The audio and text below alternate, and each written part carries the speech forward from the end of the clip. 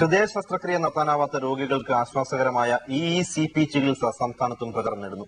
രോഗിയുടെ തുടയിൽ വായു നിറച്ച ഉപകരണം ഘടിപ്പിച്ച് സമ്മർദ്ദം നൽകി ഹൃദയത്തിലേക്കുള്ള രക്തപ്രവാഹം കൂട്ടുകയും അതുവഴി ഹൃദയത്തിന്റെ ആരോഗ്യം കൂട്ടുകയുമാണ് ഇതിൽ ചെയ്യുന്നത്. അനാരോഗ്യം കാരണം ഹൃദയ ശസ്ത്രക്രിയയ്ക്ക് വിധേയരാകാൻ കഴിയാത്ത രോഗികൾക്കാണ് ഇഇസിപി ഏറെ പ്രയോജനപ്പെടുന്നത്. പ്രമേഹം, വൃക്ക തകരാർ എന്നിവ കൊണ്ട് ശസ്ത്രക്രിയ മാറ്റിവെക്കേണ്ടി വരുന്ന ഹൃദ്രോഗികൾക്ക് ഇത് സഹായകരമാണ്. രോഗികളെ ശസ്ത്രക്രിയയ്ക്ക് പരമാവധി സജ്ജരാക്കുക എന്നതാണ് ഇഇസിപി ചികിത്സയുടെ പ്രധാന ലക്ഷ്യം.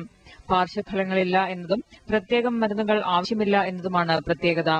സർജറി അഥവാ ബൈപ്പാസ് സർജറിക്ക് പോകാൻ പറ്റാത്ത ഒരു കാറ്റഗറി, ഹാർട്ടിന്റെ ഫംഗ്ഷൻ വളരെ മോശം, സർജിക്കൽ റിസ്ക് ഭയങ്കര കൂടുതൽ, അങ്ങനെയുള്ള ഒരു കാറ്റഗറി.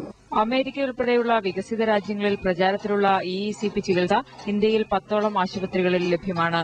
സർക്കാർ ആശുപത്രികളിൽ ഈ ഉപകരണം സ്ഥാപിക്കാനായാൽ പാവപ്പെട്ട രോഗികൾക്ക് ഗുണമാവുമെന്ന് വിദഗ്ധർ പറയുന്നു. 1 കോടി രൂപയാണ് ഇത് സ്ഥാപിക്കുന്നതിന് ചെലവ് വരിക. അമൃത ന്യൂസ്, തിരുവനന്തപുരം.